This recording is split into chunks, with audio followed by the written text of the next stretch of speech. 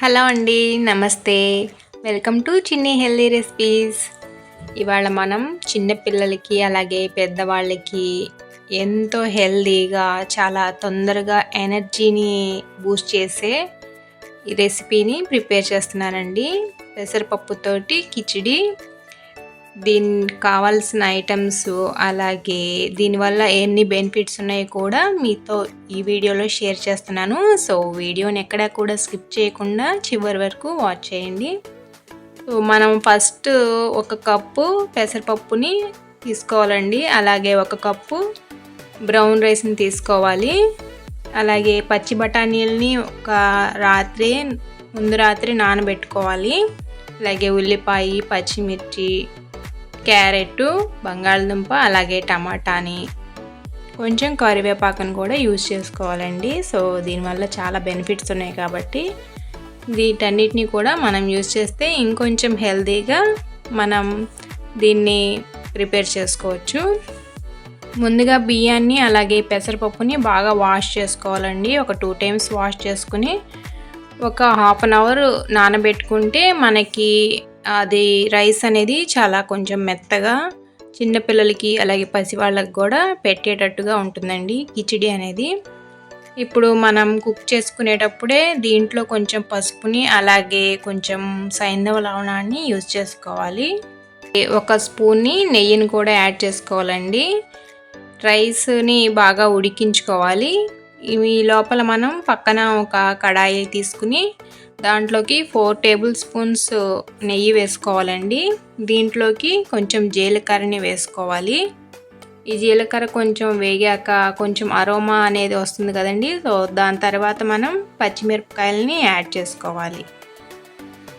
So దీంట్లో మనం ఎటువంటి గరం మసాలా దినుసులు అనేవి వేయకుండా చాలా హెల్తీగా న్యాచురల్గానే మనం కారం కూడా యూజ్ చేయకుండా ఇట్లా పచ్చిమిర్చిని యాడ్ చేసుకుంటే సరిపోతుందండి.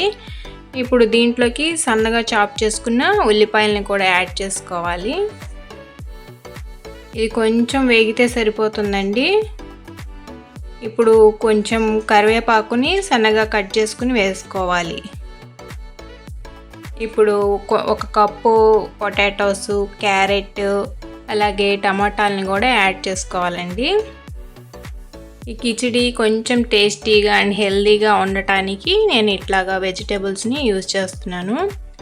ఇప్పుడు మనం ఒక 1/2 స్పూను సాల్ట్ని యాడ్ చేసుకుని కొంచెం సేపు మగ్గనిచ్చుకోవాలండి. కొంచెం కూరగాయ ముక్కలు అనేవి కొంచెం మగ్గితే సరిపోతుందండి. ఇప్పుడు మూత తీసుకుని మనం ఒకసారి చెక్ చేసుకున్న తర్వాత ముందుగా మనం ఉడకబెట్టుకోవాలండి. ఈ బఠానీలు అనేవి పచ్చి బఠానీలు ఉడకబెట్టుకునేవి ఇప్పుడు యాడ్ చేసుకుంటే సరిపోతుంది. ఇవి యాడ్ చేసుకున్న తర్వాత మరొకసారి కలుపుకుని మనం పక్కనే ఇట్లా ప్రిపేర్ చేసుకుంటున్నాం కదండి పప్పు అన్నాన్ని. ఇప్పుడు దీంట్లోకి మిక్స్ చేసేసుకోవటమే. ఇలా మిక్స్ చేసుకోవటం వల్ల ఆ ఫ్లేవర్ అంతా కూడా రైస్కి పట్టి చాలా టేస్టీగా ఉంటుందండి కిచిడి అనేది. మనం ఇందులో గరం మసాలాలు కానివ్వండి, ఆ దినుసులు కానివ్వండి ఏమీ వేయకుండానే మనం చాలా హెల్తీగా ఈ కిచిడిని ప్రిపేర్ చేసుకోవచ్చు. స్పైసెస్ని యాడ్ చేయటం వల్ల కొంచెం